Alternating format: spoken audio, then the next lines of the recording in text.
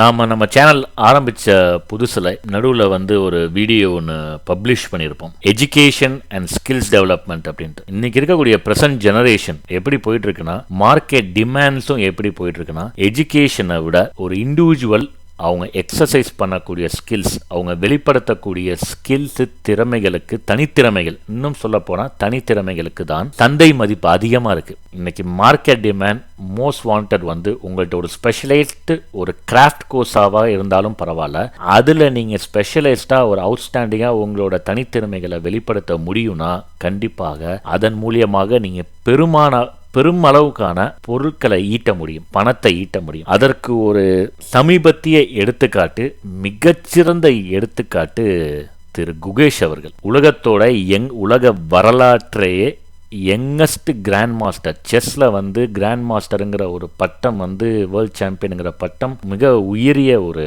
பட்டம். ஸோ அந்த பட்டத்தை வந்து லேட்டஸ்டாக சிங்கப்பூரில் நடந்த ஒரு மேட்ச்சில் அடிச்சு காலி பண்ணி 18 வயசுக்கும் நியர்பை 18 அந்த பட்டத்தை வந்து வின் பண்ணியிருக்கார். அந்த வேர்ல்ட் சாம்பியன்ஷிப்புக்கு டைட்டில் வின் பிரைஸ் 11 கோடி, அதோட சேர்த்து தமிழக அரசு அவார்ட் பண்ணியிருக்கக்கூடிய பிரைஸ் அமௌண்ட் 5 கோடி, மொத்தம் 16 கோடி. சென்ட்ரல் கவர்மெண்ட் வேறு அவங்களுக்கு டாக்ஸ் எக்ஸம்ஷன் வேறு கொடுத்துருக்காங்க சமீபத்தில். குகேஷ் அவர்களோட பெற்றோருக்கு இவர் செஸ்ஸில் வந்து கொஞ்சம் லைட்டாக சொதப்பி இன் பிட்வீனில் வந்து பெரிய லெவலில் வந்து ஷைன் ஆகாமல் இருந்தபோது அவங்க பெற்றோர்களுக்கு மேலே ஒரு கவலை வந்திருக்கு. ஏன்னா இவரை கண்டினியூஸாக ஸ்கூலுக்கு அனுப்ப முடியல, எஜுகேஷனில் நிறைய டிஸ்கண்டினியூட்டி இருக்குது, செஸ்ஸில் மட்டுமே அவரை முழு நேரமாக நம்ம கான்சன்ட்ரேட் பண்ணியிருக்கோம்.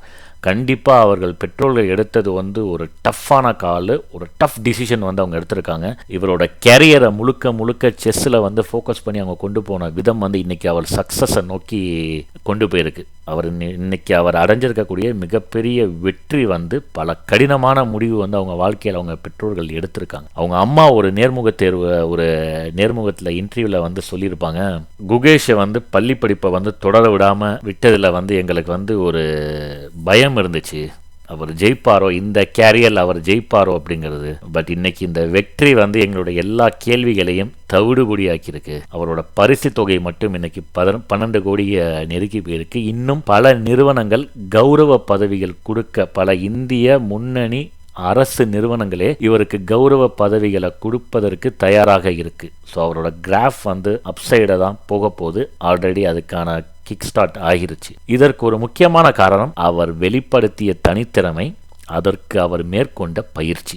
ஸோ நாம் ஒவ்வொருவரும் எடுத்துக்க வேண்டிய ஒரு முக்கியமான லெசன் என்னன்னா, நீங்கள் என்ன படிச்சிருக்கீங்கிறத தாண்டி, உங்கள் சர்டிஃபிகேட், நீங்கள் என்ன சர்டிஃபிகேட்டை வச்சுருக்கீங்க, உங்கள் பேருக்கு பின்னாடி என்ன டிகிரி இருக்குங்கிறத தாண்டி உங்களிடம் இருக்கக்கூடிய தனித்திறமை என்ன, அதை உங்களால் சந்தைப்படுத்த முடிஞ்சிருக்கா? Have you market your self? உங்களால் பிராண்ட் பண்ண முடிஞ்சிருக்கா? உங்களோட ஸ்கில்ஸை மார்க்கெட் பண்ண முடியுதா? மார்க்கெட் பண்ணக்கூடிய அளவுக்கான ஸ்கில்ஸ் உங்கள்கிட்ட இருக்கா?